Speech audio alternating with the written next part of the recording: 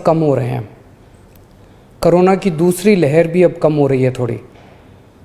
आप सभी के सहयोग से लॉकडाउन भी सफल रहा। हमने पिछले कुछ दिनों में ऑक्सीजन के बेड भी खूब बढ़ाए हैं। कल ही जीटीबी हॉस्पिटल के सामने 500 नए आईसीयू के बेड चालू किए हैं।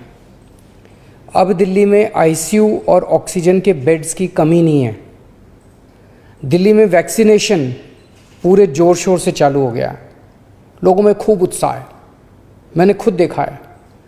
दिल्ली सरकार के स्कूलों में जहां वैक्सीनेशन हो रहा है, मैं कई स्कूलों में गया, लोगों से बात की, लोग बहुत खुश हैं और अच्छे से अपना वैक्सीनेशन करवा रहे हैं। मैं अपने स्कूल स्टाफ और फ्रंटलाइन वर्कर्स का धन्यवाद करना चाहता हूं जो वैक्सीनेशन में लगे हुए हैं। अभी हम 1.25 लाख डोज रोज़ वैक्सीनेशन कर रहे हैं। इसको जल्दी हम रोज़ 3 लाख से अधिक लोगों को वैक्सीन लगाना शुरू कर देंगे।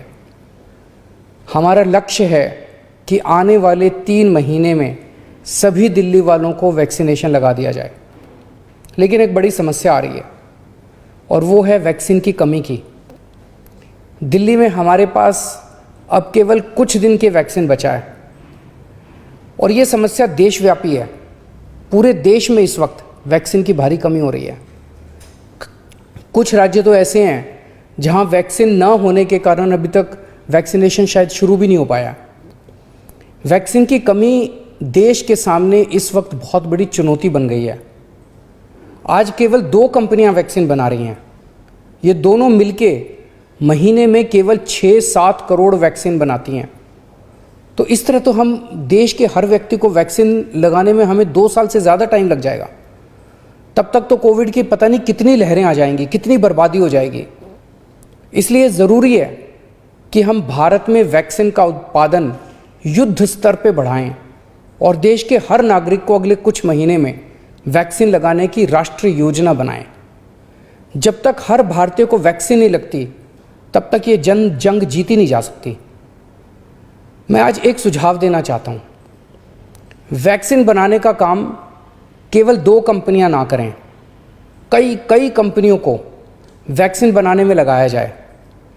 केंद्र सरकार इन दोनों कंपनियों से वैक्सीन बनाने का फार्मूला ले ले और उन सभी कंपनियों को दे दे जो सुरक्षित तरीके से वैक्सीन बना सकती हैं। ऐसे कठिन समय में केंद्र सरकार के पास पावर है कि वो ये कर सकती है।